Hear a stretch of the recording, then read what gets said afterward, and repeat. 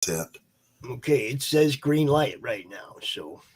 All right, so then StreamYard's got to do its part, and we're green. We're good. Woo! What the hell was that about? Damn, you guys would think I know what I'm doing. I don't know, but I'm out. That was seriously strange, folks. We've been doing this for a while now. Nothing changed. Nothing was different. And my channel just said, nope, I ain't participating. So, Tanner, there's this really good project coming up that I think you would be interested in. Oh, I'm listening.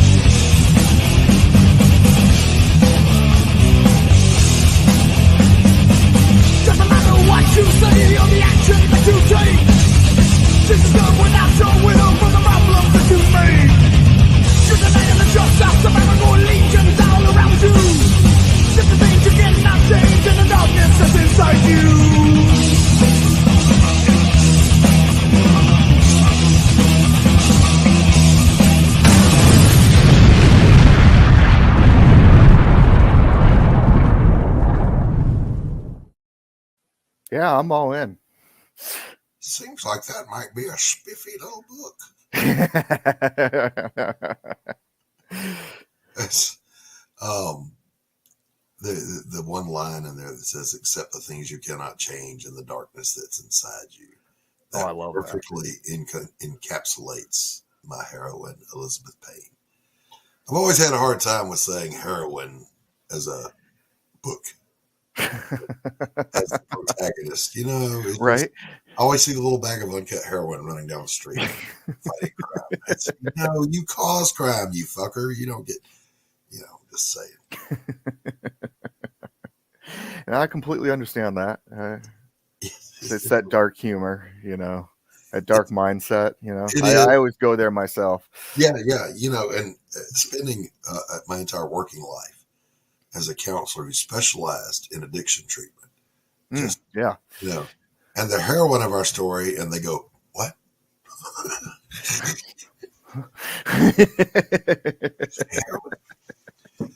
I don't want to trigger anybody. You're out there and you're a heroin addict, God. I'm not trying to trigger you. I'm just saying. So I'm going to debut the mostly absolutely positively true stories part 2, episode 2. Just as soon as I find the thing, did it get removed? Where is it? What other mischief has happened behind the scenes here? There it is. So I'm gonna throw a little disclaimer out on this one, y'all. I had a hard time recording this one because, in the category of mostly absolutely positively true, this one is absolutely true. And some of the things that were in the narration were true. They really happened. And it cracked me up really hard. And I've done voiceovers for commercials. I've DJ'd a little bit. And, I was always one take Charlie. Get Doc to do it. He'll blaze right through that thing in one take, Y'all, I couldn't make it through this thing. So you'll just hear a couple of spots where I just had to power through the laughter. So without further ado, let's roll that beautiful bean footage. Hi, kids. Oh, other disclaimer. Turn your volume up for this. Hi, kids. It's your old pal Doc with another mostly absolutely partially true story. Today I'm going to tell you about how I overcame my fear of heights and water and learned to swim. So back in high school, I met this girl. She was sweet, she was kind of cute, and she had other wonderful characteristics. To this day, I don't know what color her eyes were. We did all the stupid teenager dating things, and I got to explore her wonderful characteristics. We decided to get married like a couple of idiots, but I had no real job, no money, no opportunities. Like I said, idiot. Anyway, this was during the Cold War, and I was a patriotic kind of guy, which got me to thinking about the military. So I went downtown and met with a Navy recruiter. Why, Navy? His was the only office open. The Marine Corps, Air Force, and Army were out to lunch. Dude was a chief petty officer, and in his dress whites, he looked like how you'd think God might have looked if he ever enlisted. He told me about the money and benefits for me and a young wife. I expressed my concerns about not being able to swim, and he said, "Forget about it. The Navy will teach you." So just like that, I signed up. So me and her got married in a quickie ceremony. I had a quickie honeymoon, consisting of a lot of quickies, and off I went to the airport to catch a flight from Atlanta to San Diego. I was scared shitless of heights, and unless I became an astronaut, this plane was going to take me up higher than anything on Earth. What was I thinking? Oh yeah.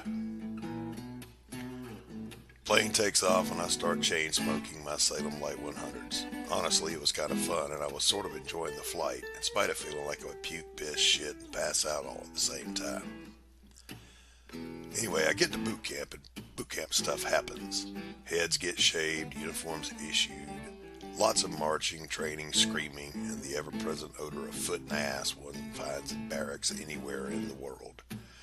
After a while, though, I started to feel like I would actually make it. Then it happened. The day came for us to go to our first survival at sea training.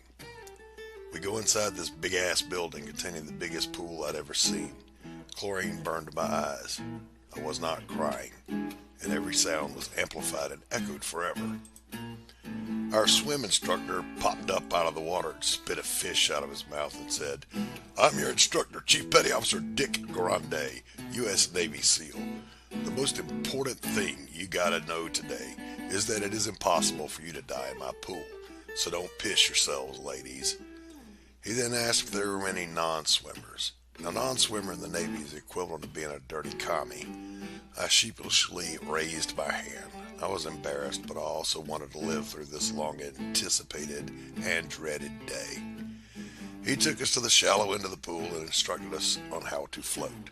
Lay back, eyes open, lungs full at first, and relax. You'll float. I laid back with my eyes open and my lungs full of air, and I tried to relax as I sank like a rock. I'm doomed. I expressed my anxiety to the SEAL, who told me I would be fine. Even if I drowned, the Navy would bring me back to life and then make me repeat the drowning again and again until I became a swimmer. My confidence soared. He then pointed to a skyscraper that he called the diving platform, and my heart and my wiener shrunk 5 sizes instantly.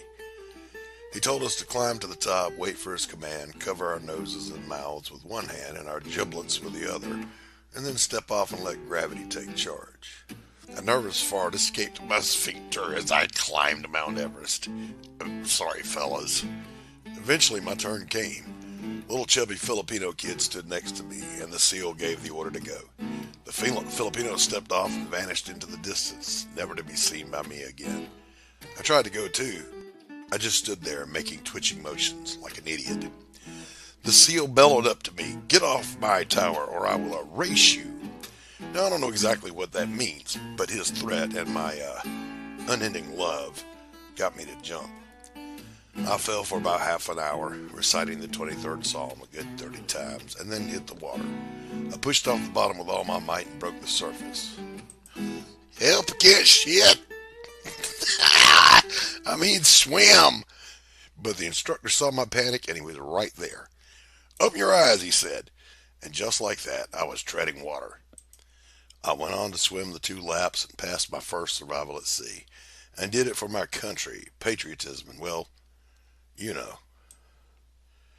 The moral of the story, kids, is this: with a proper incentive, you can do anything you put your mind to. So until next time, this is your old pal Doc. Take care.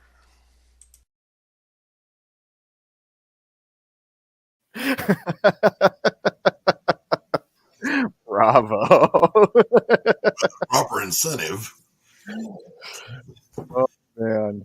Help! Yeah, shit. I mean, swim.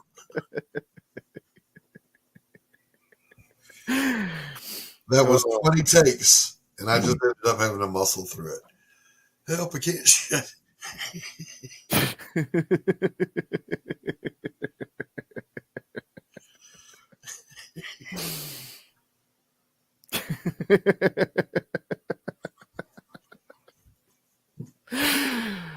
Oh man.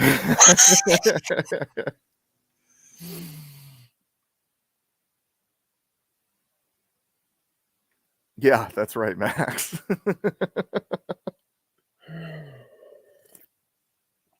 Good morning, crazy comics collector.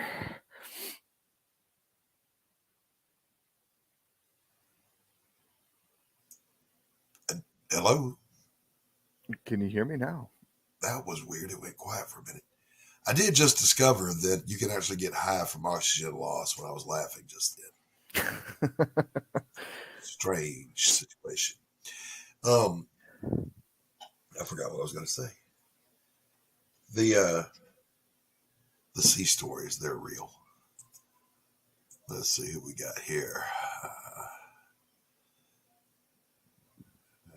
Good morning, Charles. Yep, I did it all for the boobies. Yeah, boobies. Yeah, the boobies. Yes. You know, when you're young and stupid, and you think you're in love, you'll do a lot of crazy things. Wars have started for less. Yeah, this is true. Just saying, you know. Sparta, not Sparta. Troy, anybody? Yeah. Trojan War, anybody? But I'll never forget telling my body to jump when the instructor said jump. He doesn't actually say jump. He says, step off with your left foot and let gravity take charge. Yeah, the guy next to me went, he just vanished. And you feel like you're up in the stratosphere because it's a long way down. Well, I did. I told my body to go. And all that happened was just little twitching, jerking motions, and, you know, nothing happened. And then finally I did it. And it was literally, I'm doing this for love and God will protect me. And I hit the water and, you know, he said, when you get to the bottom, you'll hit the bottom. He said, just push off and I'll be there when you pop up. So I did that. And when I popped up, I immediately started to freaking panic. You know, I thought, because this is a good time to panic. You know, when you can't swim and you just jump into 20 feet of water. I broke the surface, and he really did. All he had to do was open your eyes, lean back. And I did. I was like, wow, I'm not dead. And I was a swimmer from then on. A year and a half later, I am WSSI at Paris Island, water skills survival instructor. Paris Island. I'm the guy teaching. Go figure, right? Amazing. So yeah. But it all came down to trust, which is a beautiful tie-in. I trusted that if I do what these people say, because they haven't lied to me yet, they've been mean, horrible people in boot camp, but they haven't lied to me once. If they say something will happen, it happens. So I trusted, you know, in the gas chamber that if I do this, you'll be okay. The firefighting training where you go through the smokehouse and all that stuff, you'll be fine if you do this. I did exactly what they said do. The swimming, same thing. You know, I trusted. But then here we are as a culture today, Tanner. And we trusted people with our favorite toys in our toy box. Indubitably. Marvel made some good-ass movies. They did. We trusted them with our toys. Iron Man was amazing. I don't care what anybody says. The first Captain America movie rocked. I loved it. The Avengers was amazing. I thought, yes! Waited all my life for this. And here they are. But now here we are in 21, 22, 23. Yeah. So that neighborhood kid with the snot bubbles has jumped into the sandbox with your toys and is now playing with them. And they got that little pee-pee finger smell, you know, and they're playing with your toys. They have messed it all up. And then you just said, fine, you know, I've still got my other toys over here. And they came over there too, little snot bubble, the pee-pee smelling hands, and they start playing with your X-Wing fighters and Star Wars, and they mess up all those toys too. Yeah, I'm taking my toys. But then we figure, well, I'll go over here to my most exclusive toy box, the one you don't mess with. And they brought their little pee-pee hands over there too and reached into the Lord of the Rings. And that was just a bridge too far. The blowback on this thing, not politically, not SJW, just the fan base going, hey, get your pee-pee ammonia smelling hands off of my Tolkien. Okay, we allowed Peter Jackson to play with the toys because he was respectful. No, that's not exactly what it did, but okay, you can play with that. And then these people came along, Amazon, and they bribed. The mother came over of the PP kid, see, with the ammonia smelling hands, and said, look, I'll pay you a lot of money if you let little Junior play in your toy box. And somebody somewhere said, okay. Boy, was that a mistake. Boy, was that a mistake. So it does go, Tanner, to my observation that the left has finally reached too far in every conceivable way. And the blowback is now happening. The pushback is happening. We see it socially. We see it politically. We're seeing it in pop culture. Hopefully that for every action, there's an equal and opposite reaction comes to pass. And they just leave our toys alone. Go make your own toys. I don't come over with my clean hands touching your pee-pee smelling toys. Well, here's where I'd like to deep dive a little bit. Because I'm curious. I have not watched or really partook of any of the Amazon, the television series Lord of the Rings. Right. And this may be semi-blasphemous, I don't know, to like Tolkien fans. But I didn't read the book. But when I was a kid, I sure as hell watched the Ralph Bakshi movies. Yes. And as far as I'm concerned, that's the definitive Lord of the Rings to me. I get that. As the Rockin' Bass Hobbit cartoon. That Smog was the best Smog ever. Yes. The one in the Hobbit didn't come close. I don't know who voiced Smog in that thing. I'll have to look it up. Or who I'm not for certain, actually. But holy cow, was it impressive. But, this was the thing. They were respectful of the toys. They didn't, I mean, anybody remember when you were in elementary school and there was always that one kid, P.P. Johnson? Smelled like P.P. He was always in his pants, the little ammonia hands would touch you. And think about this. Sinbad said this in one of his stand-ups. Ladies, one of y'all married PP. Y'all married PP Johnson. Just say it. And you might not know. So, but we typically were good about that. We don't dox them. I was at a class reunion. I think it was our 30th year class reunion. And there was a couple of guys there that you just remember they were something else. They were those kids nobody wanted anything to do with. And one of them walked in with this beautiful, dazzling wife. And I'm like, how did that happen? That's bizarre. Sense, man. You were that kid that would pick your nose and eat it. It's disgusting. You did all right for People do grow up. And hopefully P.P. Johnson grows up and stops messing with toys. Get out of our toy box. And cultivates, Part of the going too far thing was we saw it in Florida with the Parental Protection Act. That is not the Don't Say Gay bill. There's none of that's in there. It just says you can't provide sexual education to kindergartners without parental consent. That's all it said.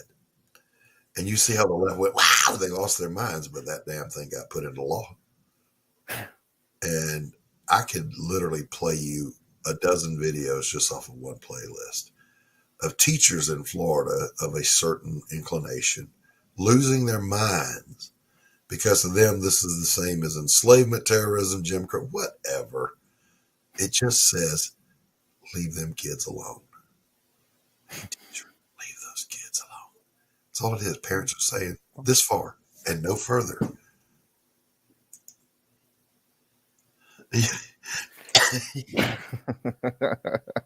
P.P. Johnson married Poo Poo Jenny.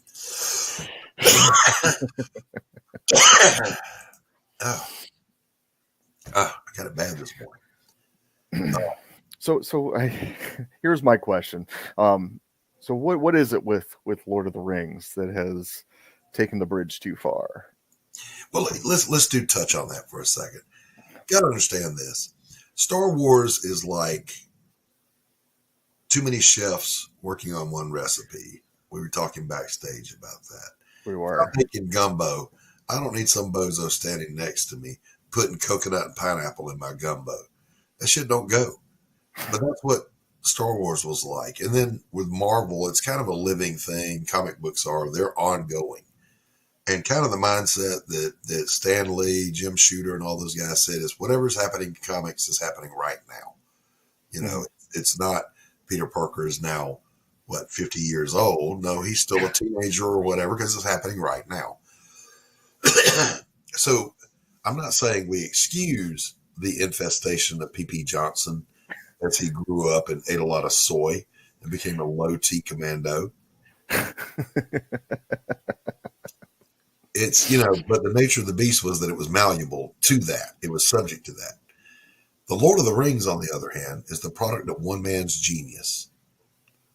And he has been building a fan base since 1959 when the Fellowship of the Rings, even before that, when The Hobbit came out.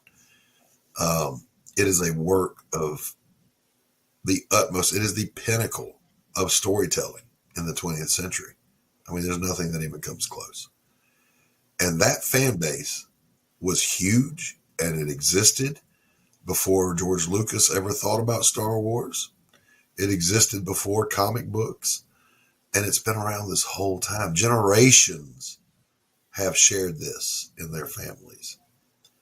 I was reading some research earlier just to make sure I have my facts straight. At one point, they said, it had sold $150 million, but that finding or that statistic was published in 2007. Some of the more recent ones, 7 years later, have it at 600 million copies of just that one book worldwide. That doesn't include The Hobbit, The Silmarillion, The Unfinished Tales, The Lazybillion, all the other stuff he wrote. Doesn't include the revenue from the Peter Jackson movies. The fan base, we might say, is a bit large. Yeah, pretty massive, And they don't tolerate P.P. Johnson playing with their toys. So Amazon comes along, the mom comes over and says, I'll pay you a lot of money to let my kid play with your toy. And they go, okay, boy, did they regret that. Because the only thing that the Amazon series has in common with the source material is some of the names. That's it. There's nothing in there that's canon. There's nothing in there that follows the intent or the content of the book. So let me get this straight. So it has nothing to do with interracial elves. I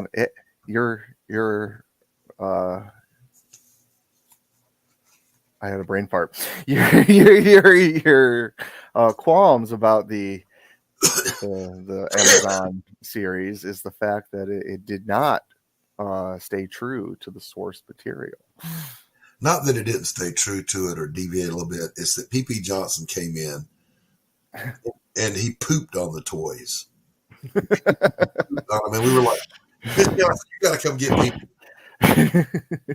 We can't look, man. No, he's got to go. He's got to get out. And there's no fixing it. You know what I'm saying? You ever really been working on something and there was just no salvaging it? Doesn't matter if it was, yeah. Pops is like me. We were talking about it one time. I think he said, and I know I do, I read The Lord of the Rings all the way through once a year. Wow. So every year since I was 10 years old. And I forgot what I was saying before I interrupted myself. Would you stop interrupting me while I am interrupting you? Winston Churchill said that in a conference one time. Stop interrupting me while I am interrupting you. Let's bring that back up. That's like one book per 9 people in the world. So that's a significant fan base, and if you do not respect that fan base, it reflects. There are consequences. There are consequences to those actions. There are, and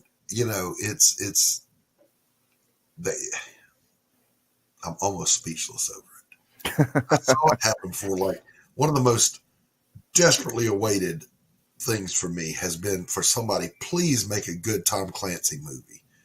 The closest one they did was Hunt for Red October. Okay, that one was, at least it was well cast, and it was, it was a bastardization of the story. But I get it. It had to be because Clancy don't write no short books. No. Okay. But the one I was most eagerly awaiting was Without Remorse, the origin of the mysterious Mr. Clark. No enemy has ever heard his footsteps and lived.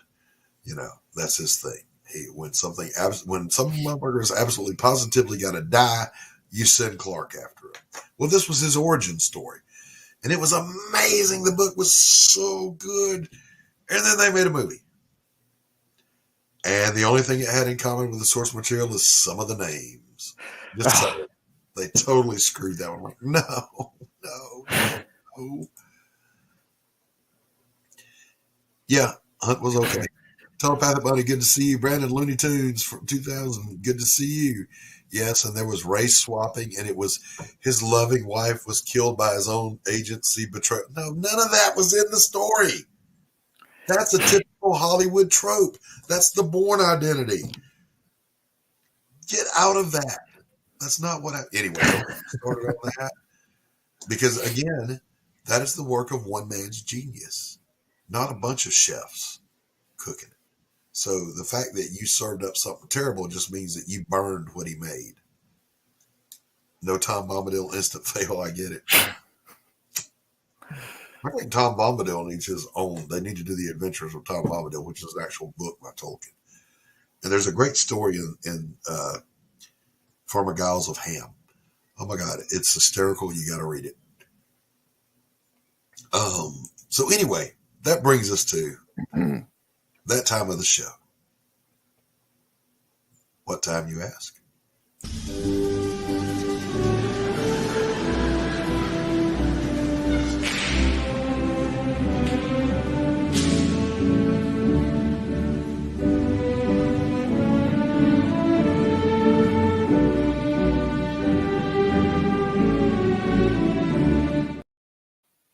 It's meme review time.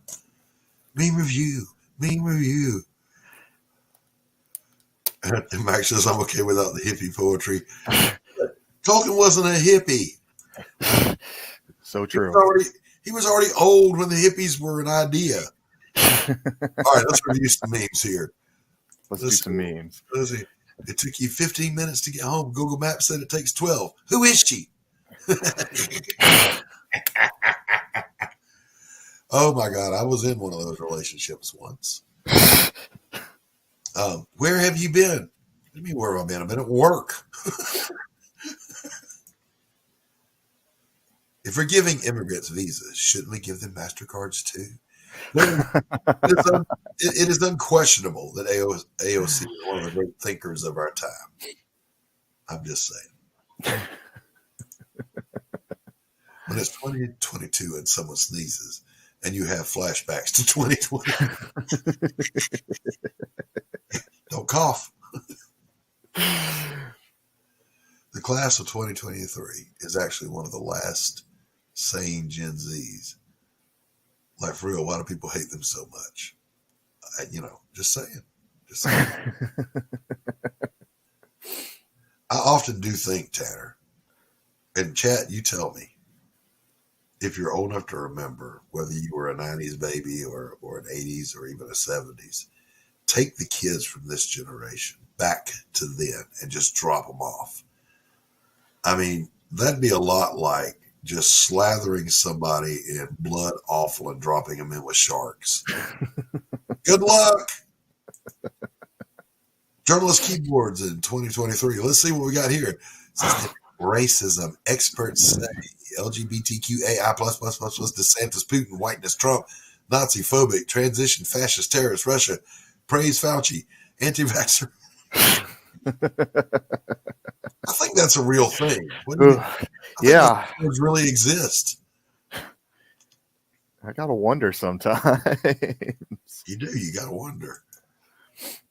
You're on Mars. It's 2022 and you're a demon. Yeah, I know, right? It's so funny to me how quickly they turned on my man Elon. Saving the world, SpaceX, Tesla, buys Twitter. That horrible freaking Nazi. What did he do? Other than go, hey, everybody can talk now.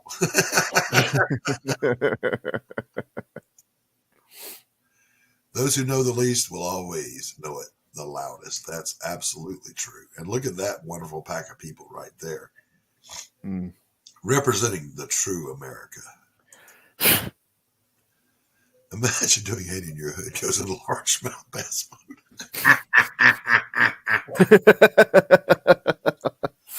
God, I don't even know how that happened.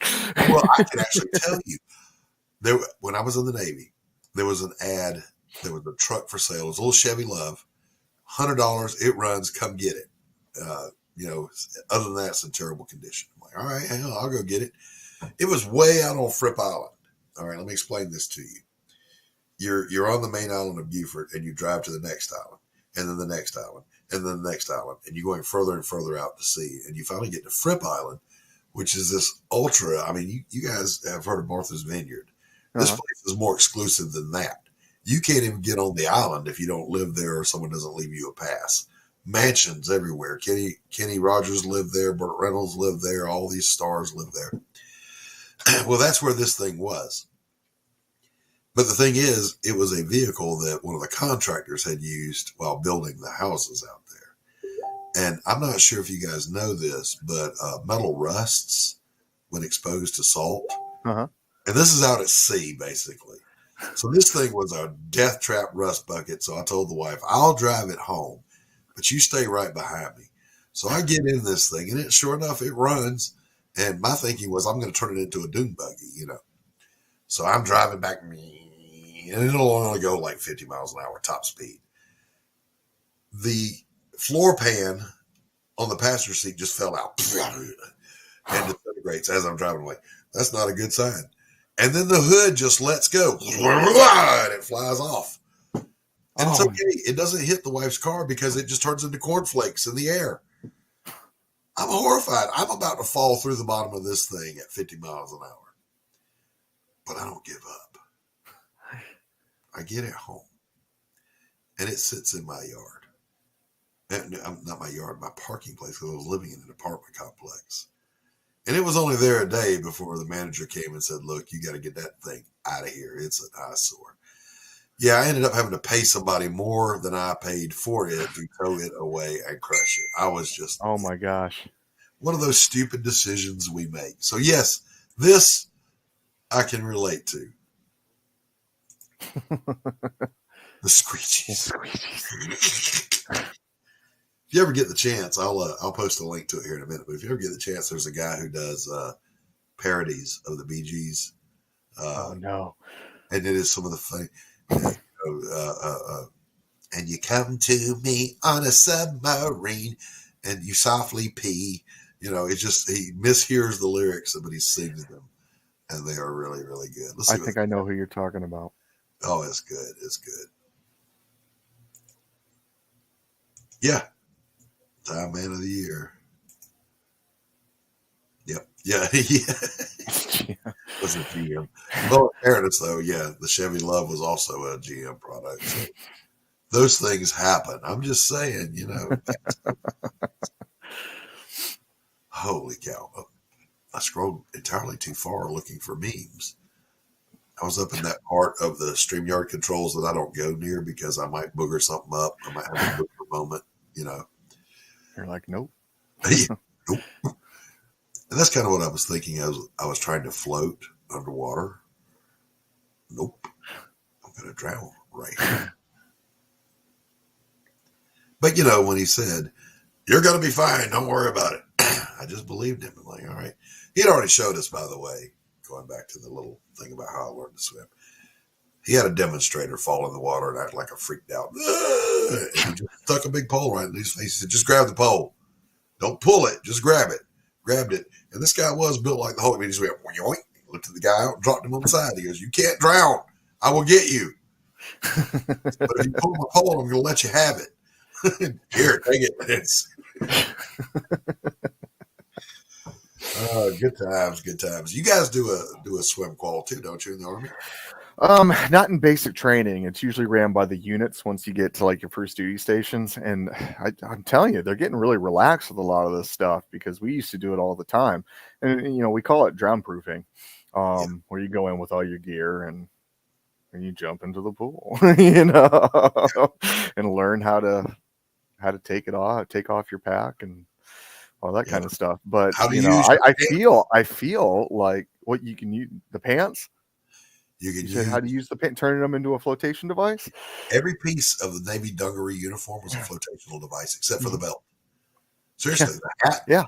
Turn it inside out, slam it down in the water, put it on your belly, you'll float. Your shirt, lift it up, blow into it, it'll inflate like a balloon. You'll float. Take the pants off, tie abandoned ship drill. You tie the knots in the bottom of your pants, hold it over your head, slam it as you hit the water. Arm, water wings. As long as they stay wet, you'll float. Of course, the shark will eat you. So there's that. See, I understand where you're coming from all this stuff, but I think the newer generations, I don't know if they do this training. I think someone's just checking the block and you guys got it done. Yeah, you know. Right now, I think that because recruiting numbers are so low, and you would know this because you were a recruiter. I think right now they have relaxed everything. They have. It's bad because, you know, my son's about ready to go in. He's already enlisted. He's just waiting to, you know, finish high school and ship off. So obviously I talked to his recruiter. I'm that guy. I'm the old vet that, you know, bullshits to find out what's going on with the current, you know, state of the Army. And they're hurting. These guys are hurting. He was just like, I loved recruiting until about a few months ago, and now I hate recruiting because we have this high quota. But then they changed their system, and so, you know, we're finding out that little Johnny had ADHD when he was 7, and even though they grew out of it, epilepsy, but you know, we'll get him through boot camp. Well, no, they're disqualifying people. So now the largest force that has to maintain its people is having a hard time filling quotas because our medical system is disqualifying people. But, you know, don't get me on this slippery slope. I'll talk your ear off. Listen, one thing we've learned in working together, you particularly when Max comes on, you can't get a bunch of veterans to start talking. Yeah. We'll tell each other the same fucking stories over and over again, and we'll all laugh at them as if they're brand over and over again. Which brings me to a segment we like to call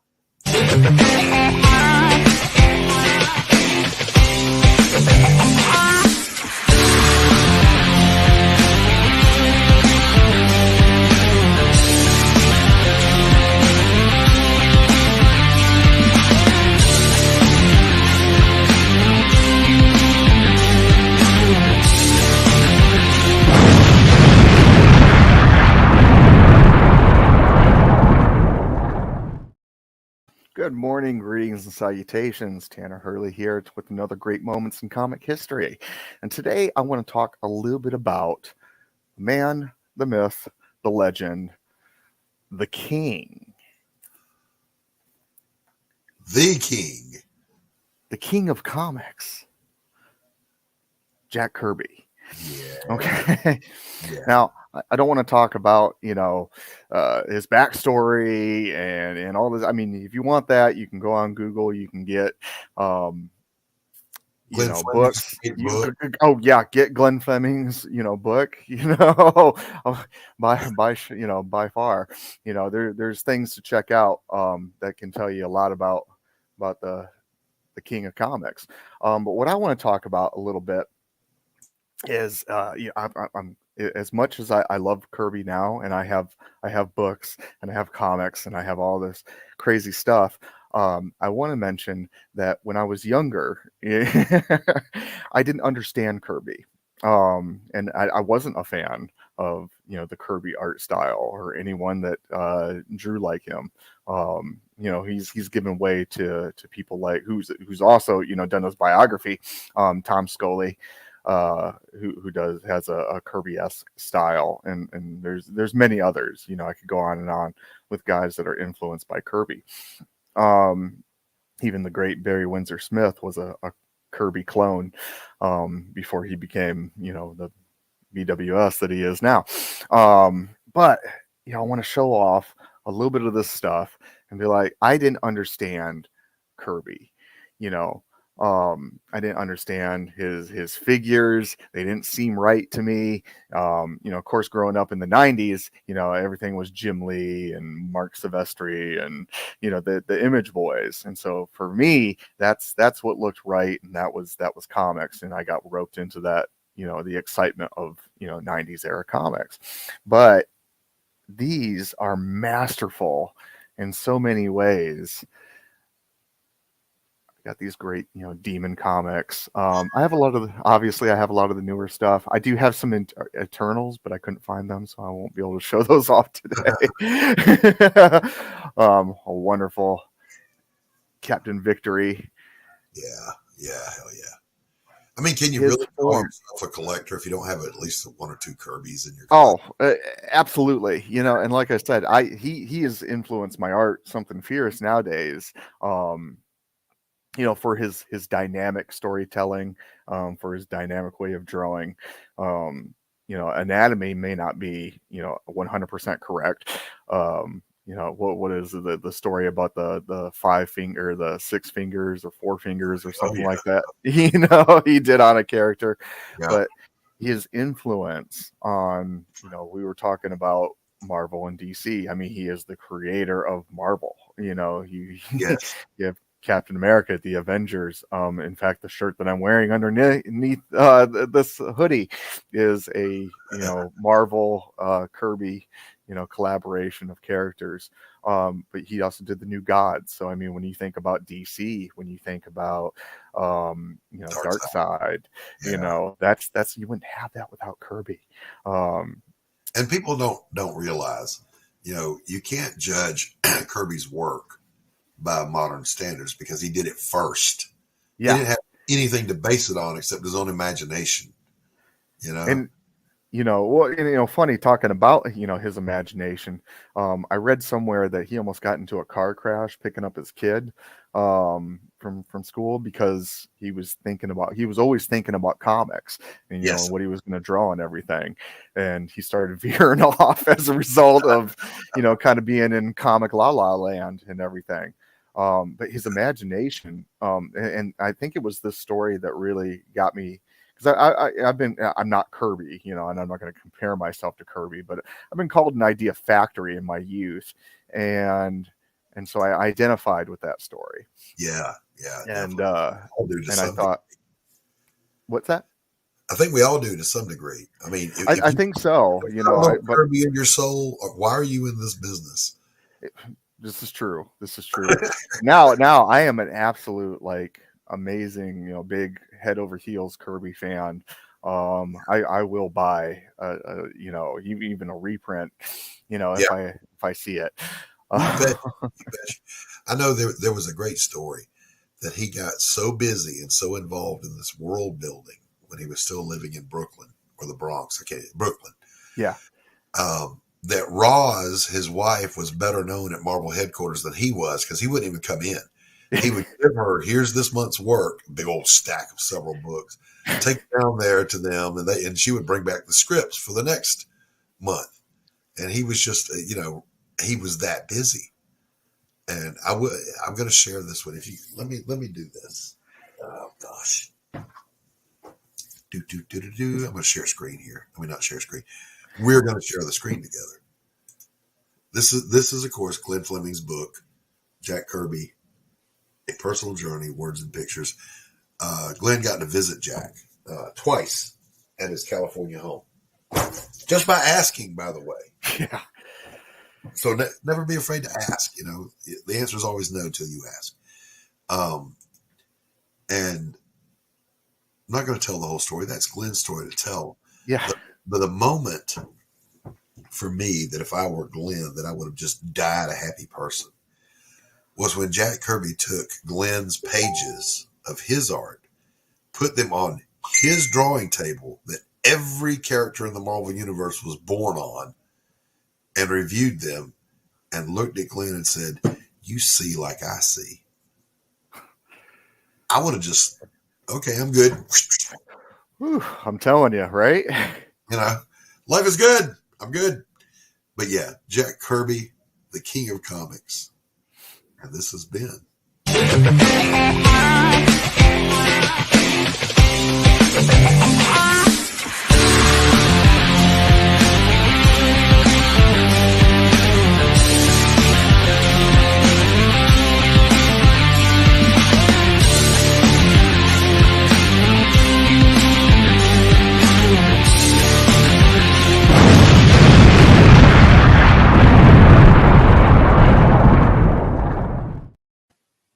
superlative choice as always, my friend. Thank you. And eventually, I think one of the great moments was this catching lightning in a bottle when you had both John Byrne and George Perez working at the same time. Oh, well, I haven't got it. It was a toss up. I was like, I almost pulled out Crisis on Infinite Earths. Yeah. It hasn't been done yet, but I am going to do that in the future because, oh God, yes, like you said, John Byrne, George Perez. There's so many. I mean, we can keep this going for a long, long time. There's a lot of great moments in comic history. There's a lot of great. And I'm so cool with the fact that I lived through a lot of them. You know what I'm saying? But on a similar note, the wife and I were talking, and I said, "Honey, do you realize that there have only been 3 nuclear accidents in history, and we lived through all 3 of them? 3 Mile Island, Chernobyl, and Fukushima. And yet we're still here as a society. Maybe Greta Thunberg was right when she said, well, let's just go nuclear because, How dare you? Well, she's been really popular in the news lately with her comment on Andrew Tate. Yeah. It was a bit savage. Yeah. She was a bit savage.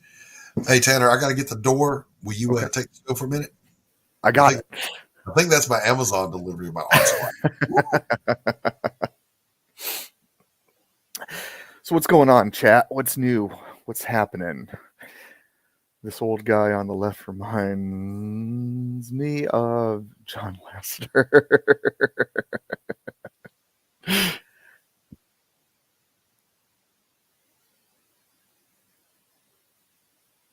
It's true. We, every video is a shout out video of some kind. We always spread the love somewhere. Oh, I mean, there are so many amazing creators out there. Of course, how can you not? That's what we do. I don't know what's up with me. Not a whole lot up with me. Just been drawing, been working on new projects, been pulling new people in for Atrocity, or not. Sorry, Max. I saw you there and pulling new people in for Apothic Press. And just working on comics, trying to get things out, creating my production schedules, and doing all that fun stuff. Well, working on stuff for a magazine. My character's Rin and Electric. Electric has maybe 30 hours left, something like that in the campaign over there on Kickstarter.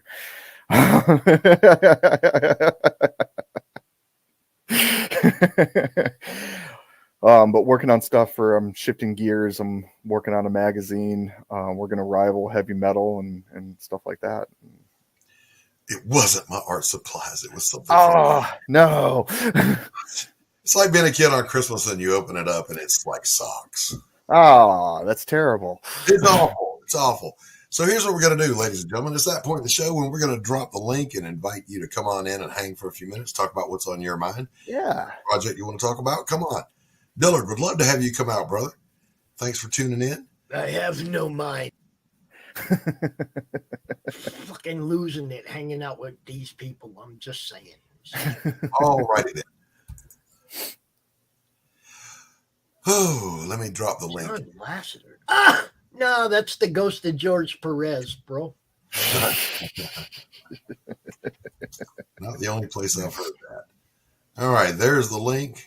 Come on in and visit for a while, Max. Come hither. You guys. And my man, who was it? Looney Tunes something or another. Oh, yeah. There we go.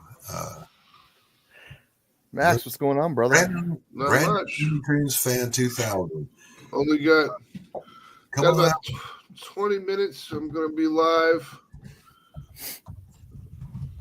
So what are you, dead now? I'll be live here in about 20, 30 minutes. Getting ready to launch Mary Machine Gun issue 4 on Kickstarter. Oh, man. Yeah. Listen, for you guys that don't know, Max is a writer and a publisher, and he puts out some freaking quality product. Yes, he does. Yes, he does. Yes, sir. Press.com, Mary Machine Gun, and what else? Ninja Bimbos versus Zombies from Deep Space. And Human Hunters. He's Human everywhere. Hunters. Yep. Neo Tokyo. Dude, Yep. put out some good books. The Atrocity Press is real, yo. Y'all gotta follow all year long because these motherfuckers ain't slowing down. They ain't slowing No, down. you got something coming every month this year. Yeah.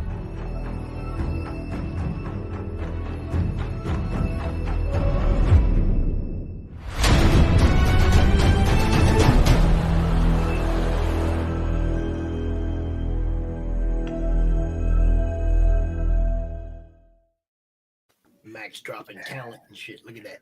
You know, Pops, I messed up on my show format because before we bring guests out, we got to pay some bills and play some commercials so everybody can get fresh coffee. Can you run a few for me, bro? And let me get Yeah, I got you. All right. We'll just start out with covering all our faces. Yeah. Because, you know, we forgot our weekly meme, you know, the one that's supposed to come up all the time. So we'll just leave that there. Check these out.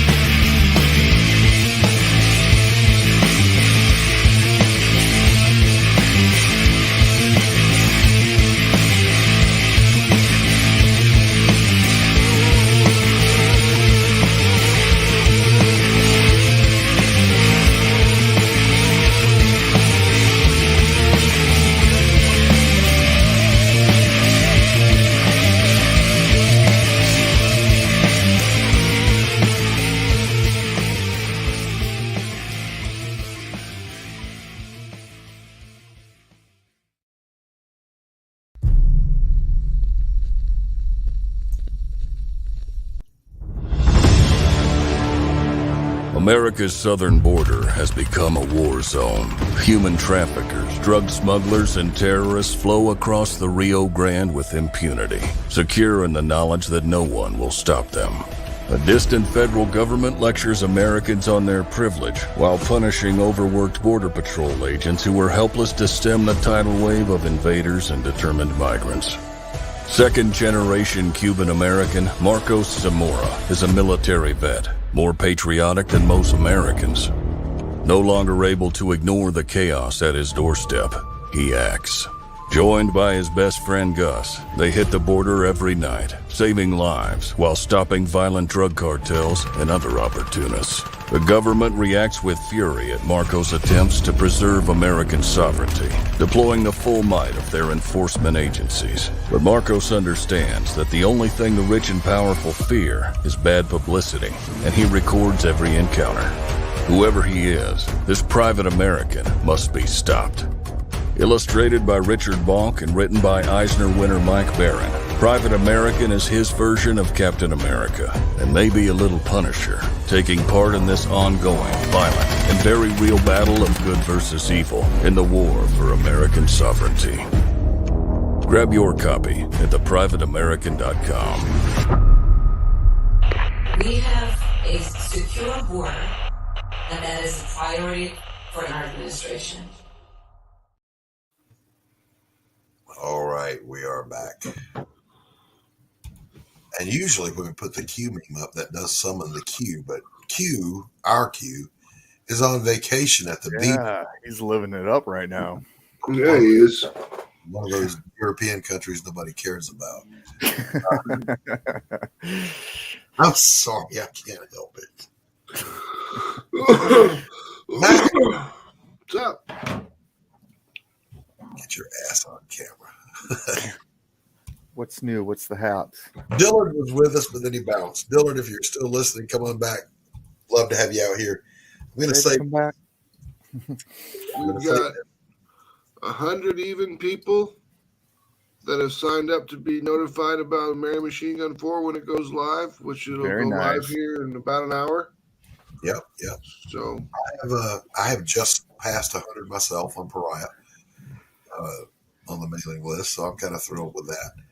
Hell yeah. But anyway, I was going to say this.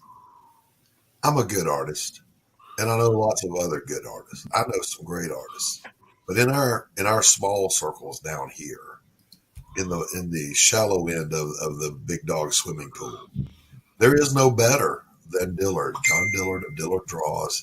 He's just amazing, man. That dude has my respect.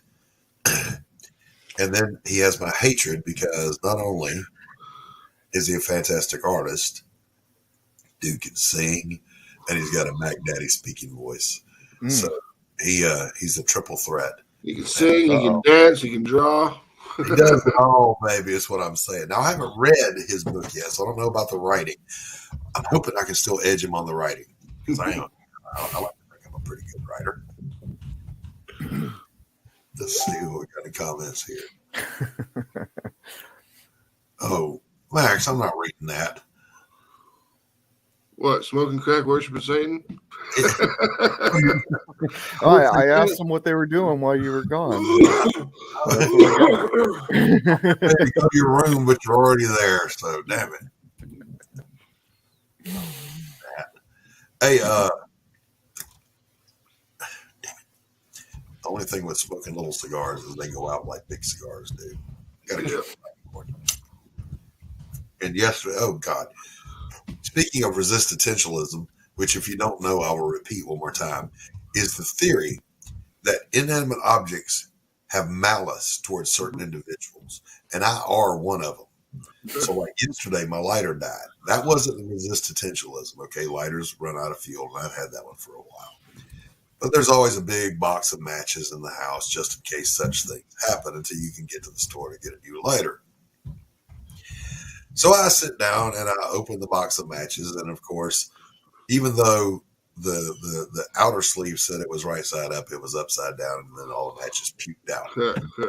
Son of a bitch! So I put them all back in there, you know, and I get one out, and I go 1,246 matches. Yes.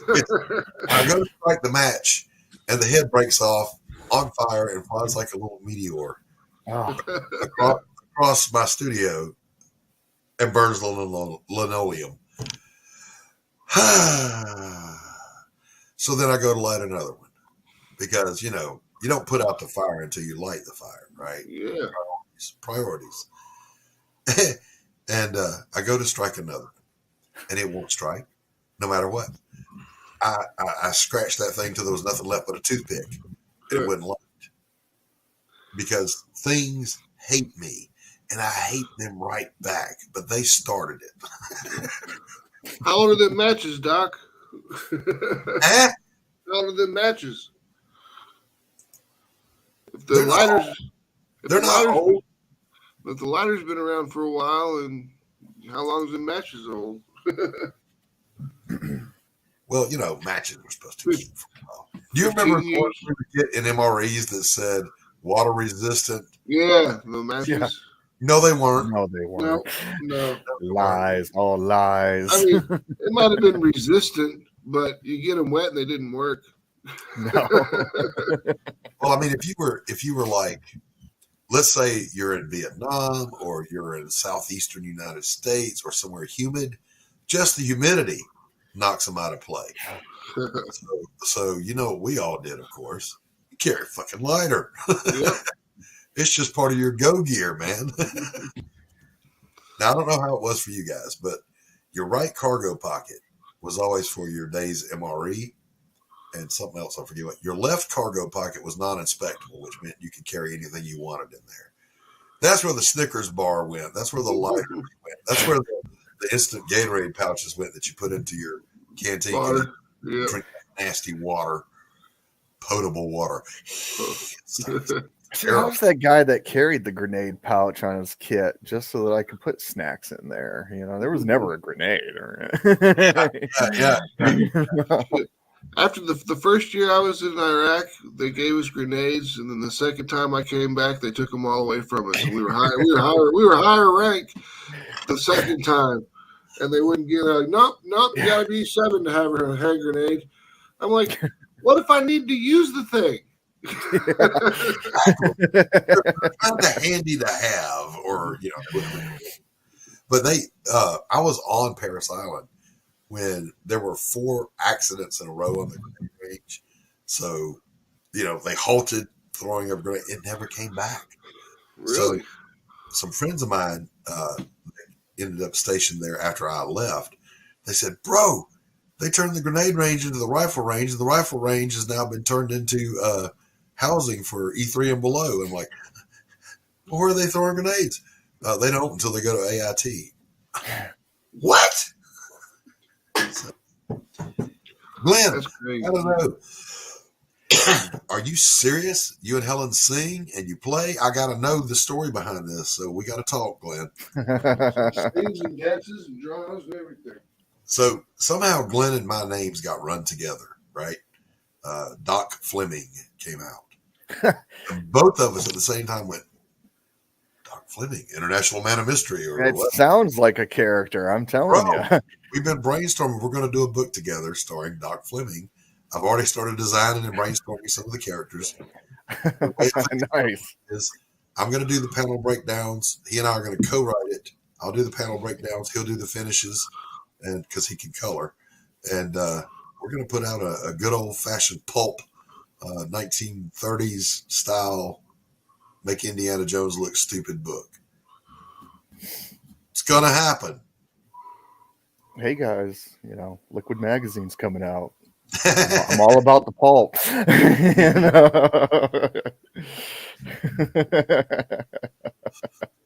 I started just saying. For the supporting characters, and it's when you're doing that the characters start to come to life. Their world starts to become real as you put face. As a matter of fact, hold on, I'll show you a quick little doodle I did. Oh hell yeah, that's what I'm talking about. I love little sneak peeks. Yeah, this is Doc who said, I ain't going to draw nothing for 6 months. I'm just going to paint. I'm going to be doing a taping after this show for a Fantastic Comics podcast. talking about the network and our future plans. So I'm not sure exactly when that's going to be aired, but shout outs for everybody, you know, where it segues me into being able to give somebody a definite shout out. You guys know I will. So. Always. Hell yeah.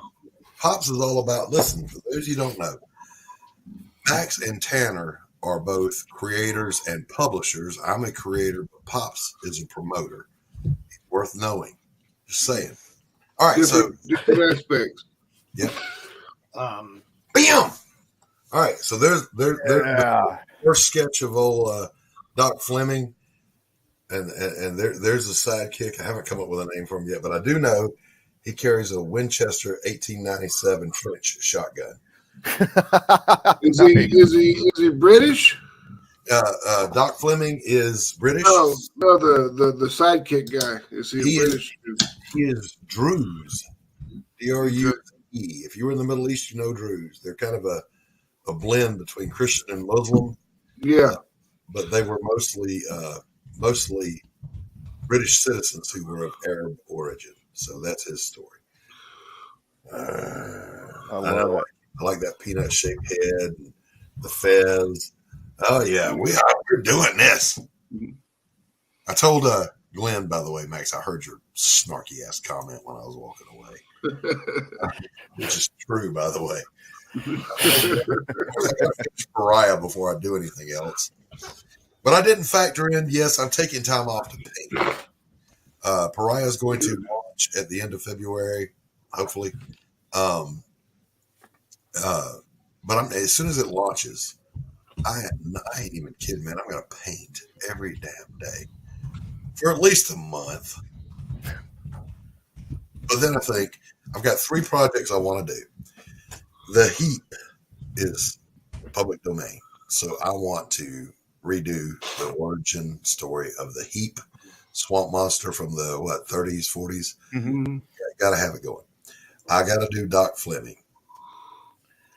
And then a friend of mine who's a writer kind of wrote not a sequel, but a same universe story from my Pariah book. And I'm like, yeah. So there's so many things I want to do. Just so much. See, the thing is like you really can't take a break like that because, like, the longer you take a break, the longer you'll have between your releases. And the longer you have between your releases, the better chance you have someone forget you. Don't say that to me, Max. I'm going with absence makes the heart grow fonder. Here's the thing, Max. Here's the thing, though. I mean, if it takes you 2 years to put a book out, people are going to forget about it. Oh, no, it won't be 2 years. Oh, I'm just saying. I'm just saying. I'm waiting on here. Pariah is largely done all the way through, all 100 and some odd pages. So it won't be that long between the campaigns. For Pariah to get all of it out. That gives me time to do some painting. Because, Max, I'm just going to tell you, man, if I don't paint, I'll die. Just saying. Well, do your painting then. I'm and I'm going to live stream them when I Do can. a Bob Ross show? Actually, if you go over, I'll drop a link here. Hold on a second. You actually get tired of hearing that shit, by the way. Just saying. I mean, like, you could do like a whole Bob Ross show, like a painting show. I actually do, and I'm going to share. Okay, well, there you go. Share a link right now. So I was being serious. Yeah, before I had come over to the comic book world, I had a fine art YouTube channel. I still do. This is before you got kicked out of the fine art community for being toxic. Yes. Look for that as an mostly, absolutely, partially true story coming out here pretty soon. So what I was doing was I would shoot vlogs about art business and whatever, and then I would live stream painting over on Facebook, download them and move them over to YouTube. Mm-hmm. And there's the link for that. I should have put my name on that, but anyway, that's what that's about right there. All right, cool. channel, and Good stuff. most of the paintings on there are meant for either beginners or intermediates to teach people how to get into paint without fear and whatever. I don't think I do any like masterpiece level paintings on that show, but you can see my masterpiece level works on that channel. Nice. Do you paint with acrylics or oils? I found acrylics in 1993 or 4, and I never touched oils again because acrylic does everything I want it to do. Yep. I used to hate the drying time on oils. Like I'll never forget. Yeah, it takes months. Mm-hmm. Yeah. I got a commission once for an oil painting, and commissions work. It's half up front, half on delivery. And I always took that a step further. It's half up front, and then the other half when you're satisfied. So I would send pictures if you want changes, if you want to say, I would work with my clients.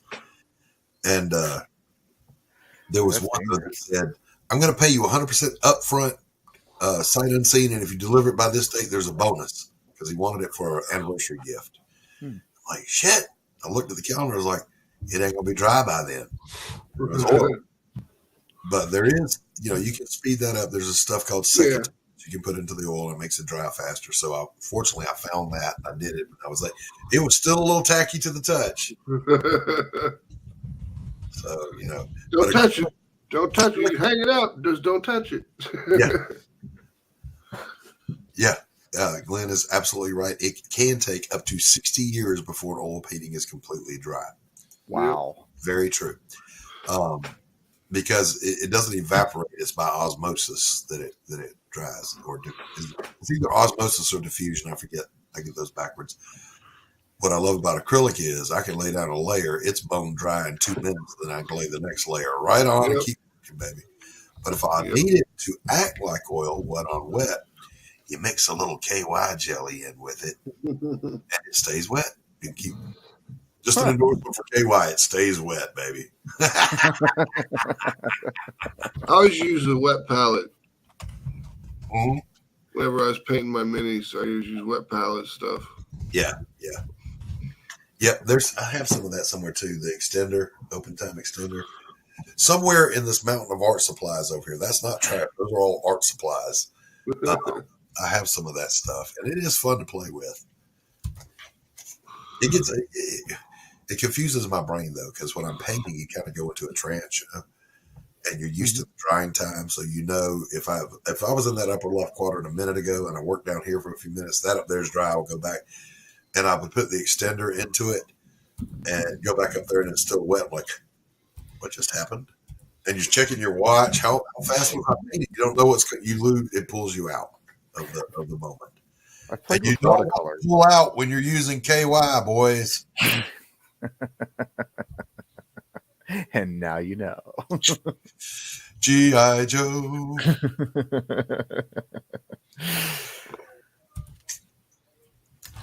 So, Max, what time are you launching? In 40 minutes. Nice. Right. And where are you launching? Can you drop your link? Yeah, I dropped it earlier. You did. Okay. All right. Because I want to be there for it, bro. I want to be there when the campaign goes live. I can say later in history I was there. But in the meantime, that's going to be all for us this week. It's about that time again. The old clock on the wall says show's over. Yep. So we're going to bounce on out of here. Our good friend and producer, Pops, is going to play some commercials. But before we go, Tanner, where can people find you? You can find me everywhere. I'm all over social media. I'm at www.apothicpress.com. I'm on TikTok. I'm on Twitter. I'm on Instagram. You name it. You put in Apothic Press, you can find me. You put in Tanner Hurley, you can find me. All right. Max. Right here. atrocitypress.com. It's got all of our social media links. It's got all of our store stuff. Everything you can possibly need for Atrocity Press is right there. Hell yeah. And I'm Doc Blalock. I'm the writer and creator of Pariah Blood and Mud. You can find me on my own channel at just Doc Blalock on YouTube. You can find me here on the Madness Comic Network. And, if you're careful, you might even find me somewhere. This is my man Pops. Where can they find you, Pops?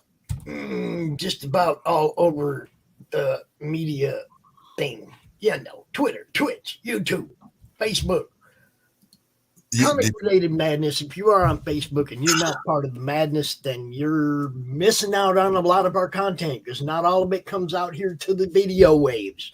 A lot of it is people's links to their projects that are in the group, and you need to be part of the group to see all that cool stuff, man. Absolutely. And you know what? You know the thing. You can find me on You Know the Thing. Pops, play us some commercials as we get out of here. Chat, you guys are the reason we're here. Otherwise, we're barking at the moon. Yeah. No reason to be here. So you guys rock. We love you. We're glad you were here. Thanks for joining us today. For this, make sure you tune in tonight for Stephen B. Stephen B. Draw Street, 7 o'clock. Be there. All right. Peace.